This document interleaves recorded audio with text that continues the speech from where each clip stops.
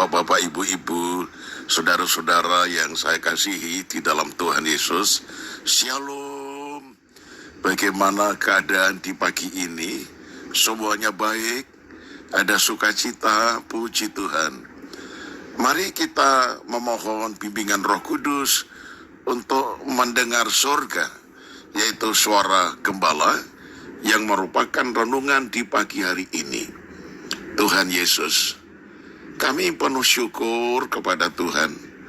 Hari ini kami memasuki hari yang baru.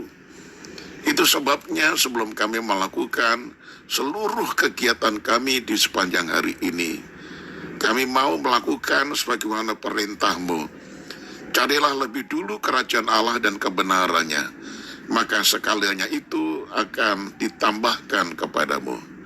Ini yang kami lakukan, Tuhan. Untuk itu kami siap membuka hati pikiran kami menerima renungan pagi dalam nama Tuhan Yesus. Haleluya. Amin.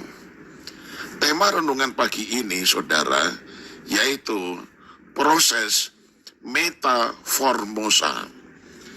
Galatia 6 ayat 15 berkata demikian. Sebab bersunat atau tidak bersunat tidak ada artinya, tetapi menjadi ciptaan baru, itulah yang ada artinya.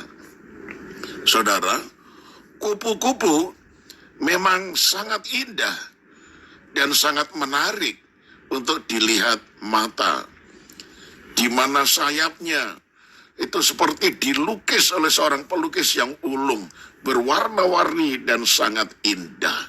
Namun saudara, kita harus ingat bahwa untuk menjadi seekor kupu-kupu yang cantik dan dapat terbang dengan penampilan begitu anggun dan disukai semua orang, hewan itu sebelumnya harus melewati proses metamorfosa.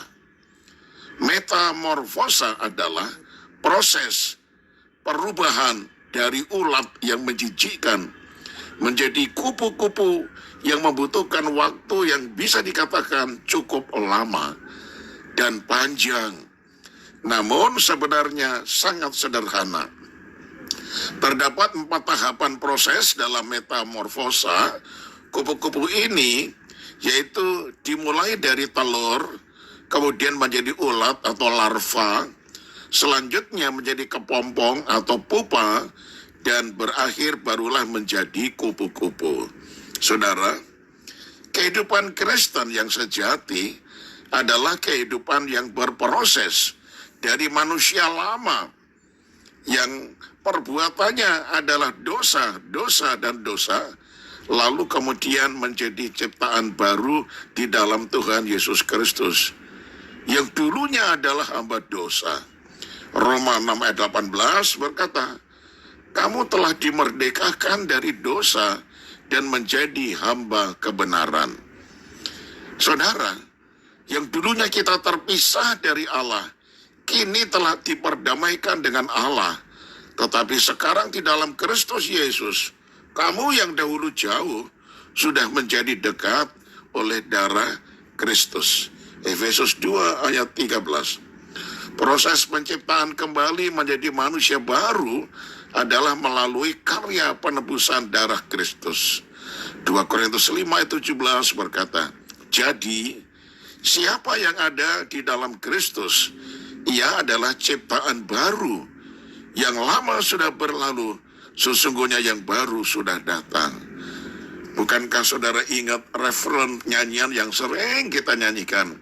Ku telah mati dan tinggalkan cara hidupku yang lama, semuanya sia-sia dan tak berarti lagi. Hidup ini ku letakkan pada mezbahmu ya Tuhan. Jadilah padaku seperti yang kau ingini. Nah saudara, semua kita yang di dalam Kristus adalah ciptaan baru. Kita sudah mati dari cara hidup kita yang lama. Nah saudara, status kita adalah ciptaan baru. Maka yang pertama, jangan menyerahkan tubuh bagi dosa.